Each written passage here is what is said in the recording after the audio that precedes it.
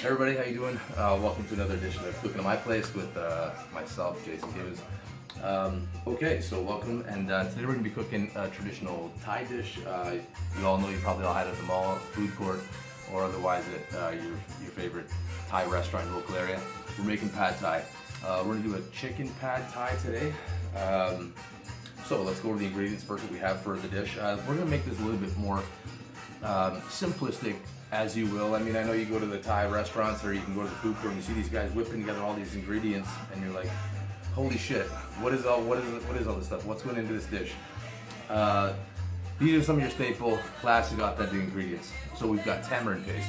Now this is a Thai tamarind paste. Don't confuse this with something that you get that's a little bit more concentrated that you might get at your Indian supermarket, or that sells a lot of Indian or Punjabi type cuisine. This is a Thai version. It's a little bit looser, it's a little bit more brown. We've got some peanuts, we've got some sambalolic if you want to kick it up a notch and accent the dish with it afterwards, or incorporate it into the dish as you're cooking it. That's a little bit hot. You can get that at any of your supermarkets. We've got some brown sugar. I'm using that in substitute of palm sugar. If you want to keep it a little bit closer to more of a traditional, authentic pad Thai, go with the palm sugar if you can find it, if it's available to you in your local area. I've got some fish sauce, I've got some garlic, I've got some dried chilies, crushed peanuts, we've got some lightly scrambled egg. I've got sesame oil. You can choose to use peanut oil or whatever type of oil you want. If you got certain allergy or dietary restrictions that might otherwise not allow you to use peanut oil, go ahead and use the sesame. We've got some bean sprouts. We've got our vermicelli Thai noodles. These are rice noodles. For this dish, I've begun to soak these noodles like so. So these are the vermicelli rice noodles. I've soaked them in some warm water. You're going to want to soak them for about, let's say, 8 to 10 minutes. Just so you can get maybe like a light resistance from your fingernail into the noodle. That's kind of where you want it to be, like just a little bit stiffer than like what an al dente pasta noodle would feel like, so that you don't overcook it when you apply the heat to the pan with the noodles and all your other ingredients. We've got some fresh lime to accent with it afterwards. I've got a little bit of soy sauce. So here's our chicken.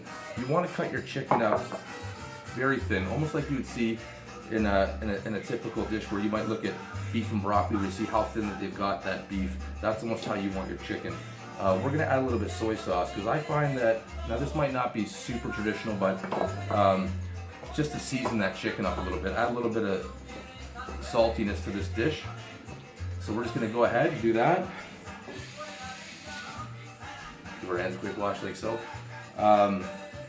So first order of business that I'm going to get at, I'm going to add a little bit of this oil to my pan. I've already got this pan heating up a little bit like so.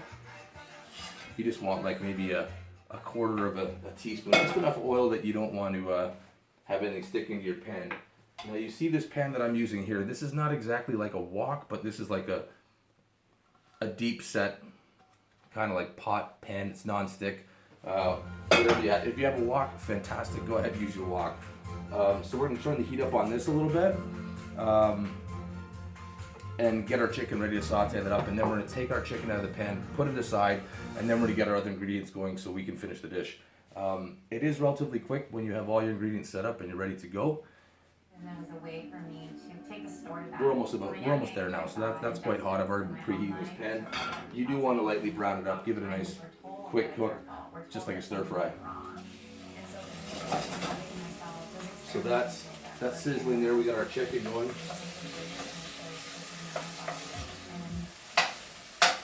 All right, so we've got that on medium-high heat. We're gonna let that go probably for about 3-4 minutes. That chicken's gonna cook off really quickly, and then we can put that in a separate bowl right here. And then we're gonna start incorporating other ingredients. What we want to do now is we want to get our pad Thai sauce made. We're gonna take our tamarind paste, and we're gonna go about, as you can see, about 2 tablespoons of that. Now we're gonna get your palm sugar or your brown sugar, and we're gonna put, again, 2 tablespoons of that. We're going to add about 3 tablespoons of water just to get that enough to help that sugar out a little bit. Look at that. So our chicken is, you see that chicken starting to brown up a bit. That's cooking nicely. And we're just about there with the chicken.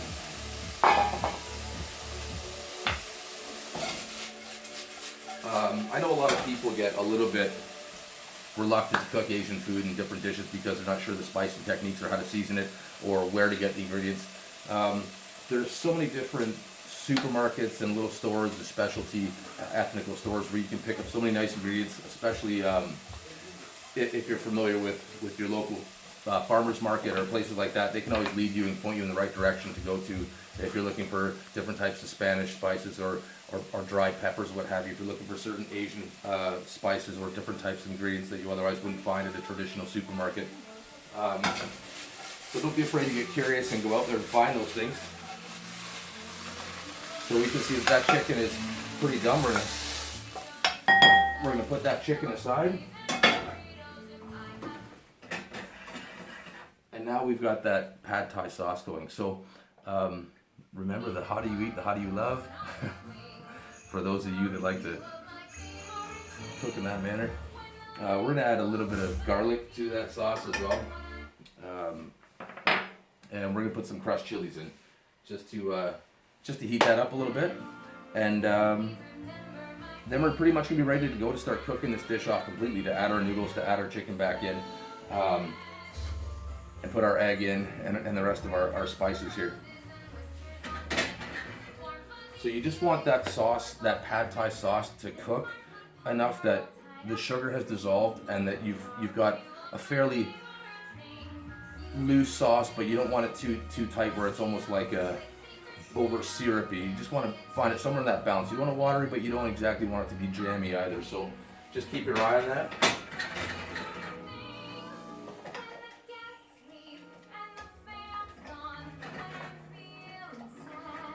Alright, so you can see how quick that comes together.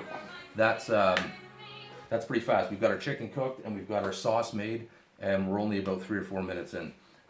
This is how I can't emphasize enough the level of preparation when it comes to having your mise en place, which in chef terminology, everything has its place, being prepared, having all the ingredients already chopped up and set aside. You'd be so surprised on how quick that makes cooking and allows you to get cleaned up beforehand and assemble your food quickly and save time and give you a little bit more time to have a drink and relax. So that sauce is ready. Now you can see that sauce. That's not watery. That's not like so thick like a gravy, but it's just slightly in between there. So we're gonna get our makeshift wok back heated up. Now I have chose to use a little sesame oil and a little Thai chili oil because I like to eat spicy food. What can I say?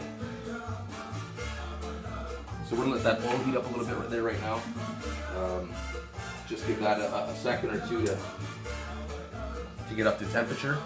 And in the meanwhile, we can take our noodles that we've had soaking. Those look like they're pretty close. You can see they're nice and loose. We're gonna strain those in a colander.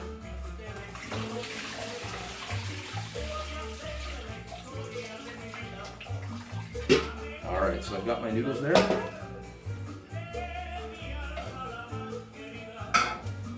And we're gonna throw these noodles in the pan.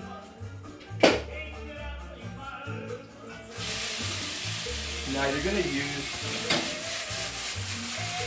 that's how much noodles that I have. That's pretty safe for 1 to 2 portions. You can adjust it as you go with how many people you're cooking for.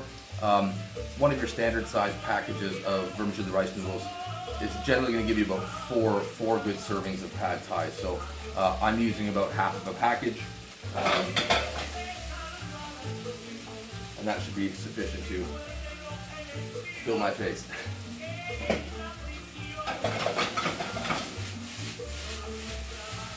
So we're just going to lightly cook these noodles up a bit.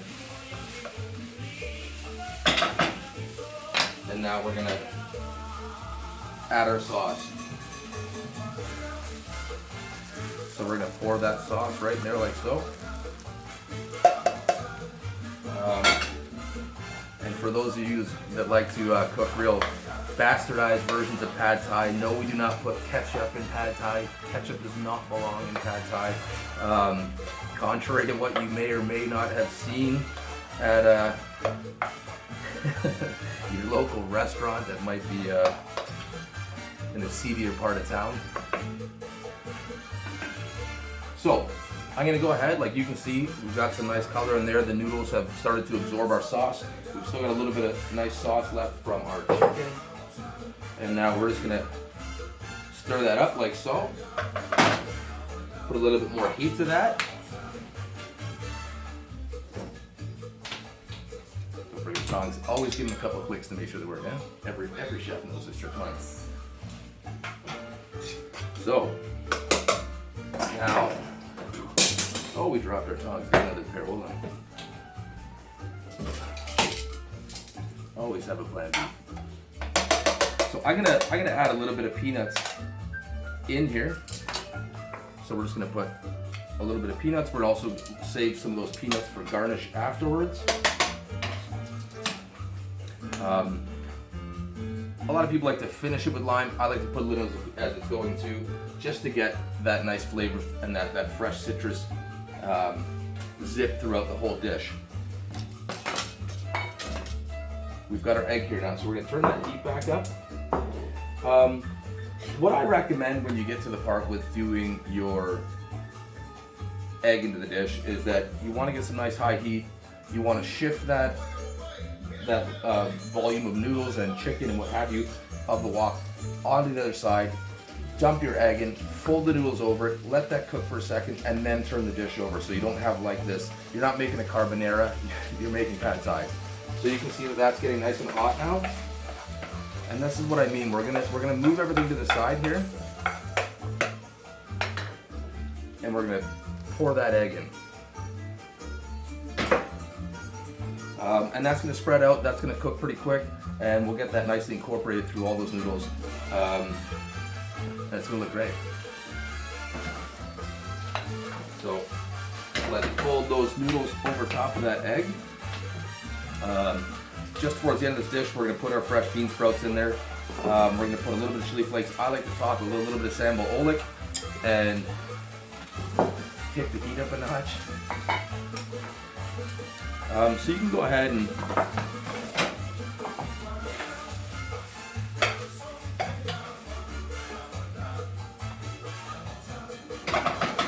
Alright, so that's just about done. The rest of that residual heat off that pan noodles is going to finish cooking our eggs for us.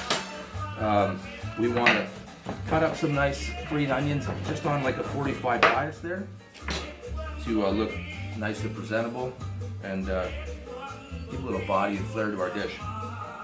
So, we've got our bowl.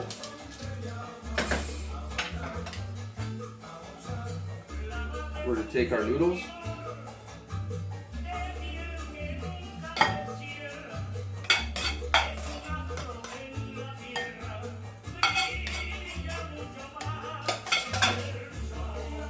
And we're gonna get some of our peanuts. We're gonna get some of our chili flakes, some lime,